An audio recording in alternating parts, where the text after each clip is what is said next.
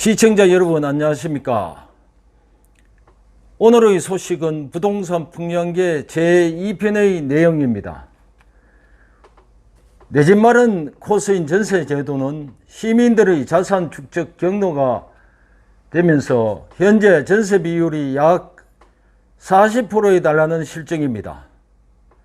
전세는 우리나라 서민들의 주거사다리 역할을 톡톡히 했고요. 전세 제도는 서민 금융이기도 했으며 세입자에게 자산이고 집주인에게는 빚이기도 했습니다. 요즘 언론에 자주 회자되는 임대차 3법은 1. 계약갱신 청구권, 2. 전월세 상한제, 3. 전월세 신고제입니다. 7월 31일부터 법 적용을 받게 되는 임대차 3법 중 개정된 것은 1. 세입자에게 2년의 전세 계약 기간을 연장을 요구할 권리를 부여하는 계약갱신 청구권과 2. 전월세 가격을 한 번에 5% 넘게 올리지 못하게 하는 전월세 상한제입니다. 이로써 우리나라 임대차 시장은 1990년 임대차 계약 기간을 1년에서 2년으로 늘린 후 가장 큰 변화를 맞게 된 셈입니다. 지난 7월 30일 오후 국회는 본회의를 열고 계약갱신 청구권과 전월세 상한제를 골자로 하는 주택임대차 보호법 개정안을 통과시켰기 때문입니다. 집주인은 기존 세입자가 요구하면 최소 2년간 전세 계약을 연장해줘야 하고 재계약 시 임대료를 5% 이상 올리지를 못하게 했습니다. 반면 세입자는 주변 시세보다 전세금으로 낮은 전세금으로 최소 2년 더 살 수 있지만 재계약이 끝나면 쫓겨날 가능성이 커졌습니다.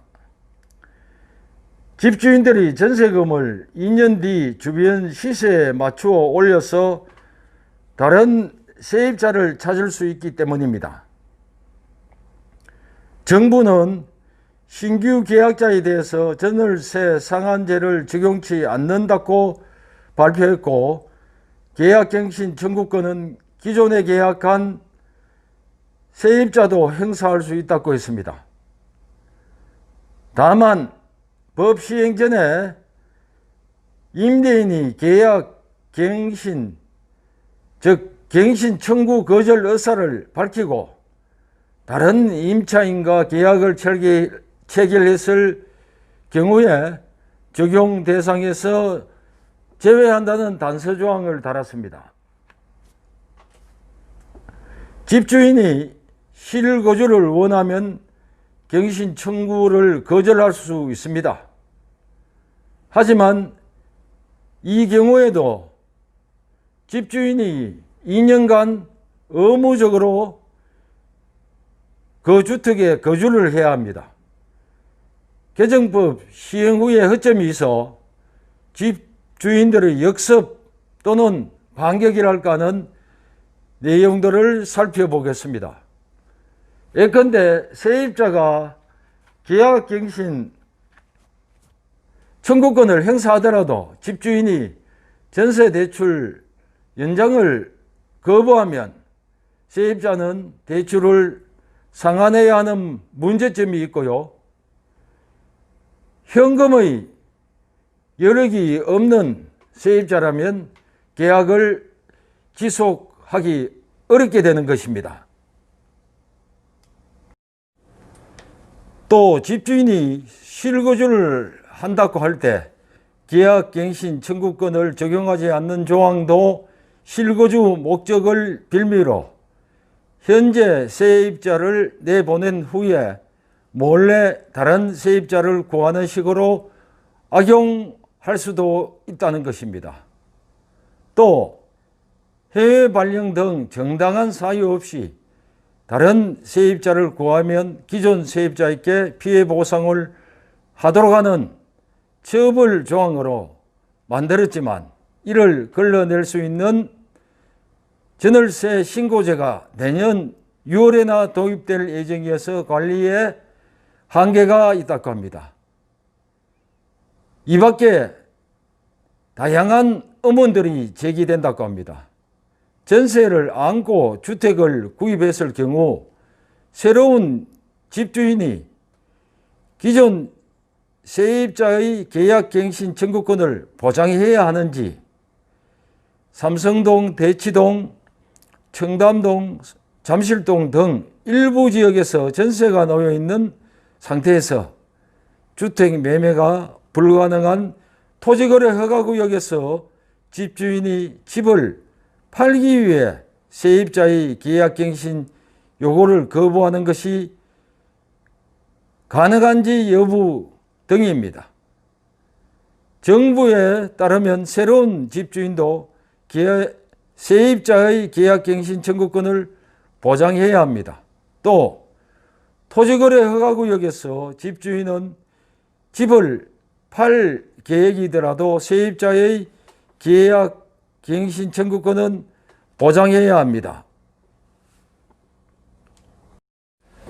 다만 토지거래 허가구역의 효력이 1년 단위로 연장되는 구조인데다가 오랜 기간 토지거래 허가구역이 지속된 경우가 없어서 계약갱신 청구권 때문에 집을 팔지 못하는 경우는 극히 드물 것으로 보고 있습니다. 향후 국민 혼란이 가중되면서 집주인과 세입자와의 분쟁이 증가할 것으로 예측되어진다고 합니다.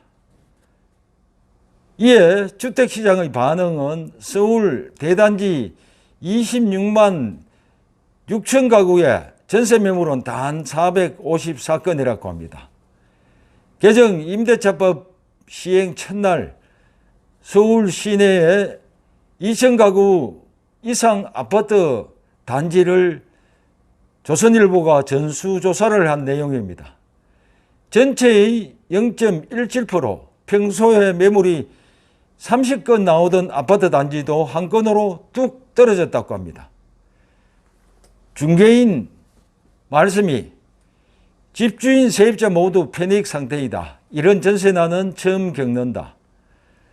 서울 아파트 시장에 전세가 사라졌다. 대부분 자녀 교육 때문에 4, 6년씩 전세 살이하는 사람들인데 임대차법 개정으로 집주인들이 들어온다고 하니 세입자들이 그야말로 패닉 상태라고 강남구 대치동 부동산 중개업소를 18년째 운영하는 햄모 씨의 얘기입니다. 어쩌다 나오는 전셋집은 가격이 천정부지로 치솟고 있다고 합니다. 마포구에선 사상 처음으로 전용 84제곱미터, 즉 25.4평 기준 전세가 10억 원짜리 아파트가 등장했다고 합니다. 정부가 세입자들을 보호한다고 법을 바꾸었는데 매물은 실을 말리고 가격만 쭉 올려놓았다고 합니다. 송파구 가락동의 공인중개사 정 대표의 말씀입니다. 방 빼라. 내가 살겠다. 못 뺀다. 개정 첫날부터 난리라고 합니다. 여름 방학을 맞아 전세 거래가 활발했을 강남구 대치동 엄마 아파트는 4,400가구가 넘는데도 전세 매물이 단 한 건도 없다고 합니다. 2,800여 가구인 노원구 상계 주공 9단지, 2,400여 가구의 강동구 삼익거리 맨션 등 다른 대단지 아파트도 마찬가지라고 합니다. 세입자들은 2년 뒤가 더 걱정이라고 합니다. 최대 5% 인상이라는 정부 가이드라인이 나오면서 그동안 안정세를 보이던 지방전세 시장까지 들썩이는 또 다른 부작용마저 나타나고 있다고 합니다. 이에 관한 실상과 평가의 또 다른 내용을 말씀드리겠습니다.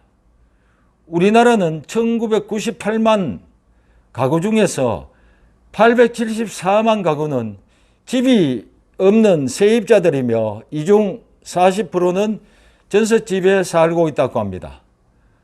올해 상반기 중 전국 전월세 거래 112만 건 중에서 66만 건, 약 59%가 전세 계약이었다고 합니다. 새 전셋집을 구해도 보증금을 대폭 올려줘야 할 가능성이 크다. 전셋집을 아예 찾지 못하게 될 수도 있다. 각종 규제로 서울의 상반기 주택 인허가 물량이 25,800건으로 1년 전보다 31%나 급감했다. 이대로 가면 2, 4년 뒤 더 심각한 전세 대란이 일어날 수도 있다.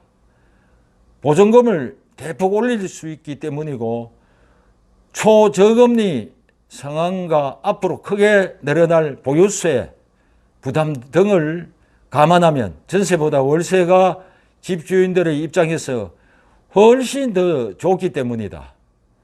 전세가 소멸하면 내 집 마련의 꿈도 점점 더 멀어지게 된다고 합니다. 조선일보 칼럼의 소윤야 살면야의 음악평론가 강헌 씨의 내용을 일부 인용을 해보겠습니다.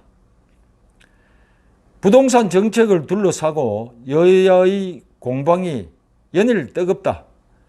대한민국은 이미 10년 전인 2010년 주택 보급률이 100%를 돌파했지만 자가 점유율은 57.7%에 불과하다. 이는 선진국 평균 65%에 비하면 아주 낮은 편에 속한다고 합니다. 경제 전문가가 아니더라도 부동산 파동의 근본적인 원인이 국토 불균형 발전과 불로소득에 대한 과잉 집착에 있으면 누구나 알만한 상식이다. 그런 욕망 자체가 무의미한 나라로 만들어야 한다고 칼럼에 쓰여져 있습니다. 이제 계시자의 마지막 말씀을 드리겠습니다. 우리나라의 사람들이 제일 좋아하는 산은 남산, 한라산, 지리산, 태백산일까요? 아닙니다. 답은 부동산이라고 합니다. 수도권의 땅 매입의 투자는 엄두도 못 낸다고 합니다. 제안드리고 싶은 것은 지방의 주택가 땅 매입 시에 세제 혜택이나 듬뿍 많이 주었으면 좋겠다는 생각입니다. 윤석열의 아파트를 직접 불러볼까 싶지만 음치라서 부르지를 못하겠습니다. 그리고 강남 불패 신화는 현재까지 독보적으로 진행 중이라고 말씀드리고 싶습니다. 오늘은 여기까지입니다. 좋은 나날 되시고 건강하십시오. 이상은 신문지상에서 주요 내용을 발췌하고 저희 생각을 붙인 내용이었습니다. 끝까지 시청해 주심에 감사를 드립니다. 감사합니다.